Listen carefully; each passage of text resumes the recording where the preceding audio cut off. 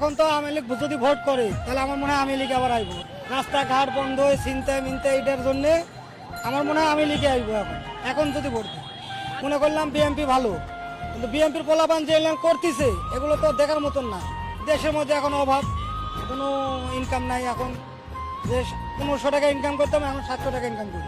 এখন তো আওয়ামী লীগ যদি ভোট করে তাহলে আমার মনে হয় আওয়ামী লীগ আবার আইব। এখন যে 3 মাসে যে মানুষের চেঞ্জ হয়ে গেছে মুখটা, রাস্তাঘাট বন্ধ হয়ে চিন্তা মিনতে এটার জন্য আমার মনে হয় আওয়ামী লীগে আইব।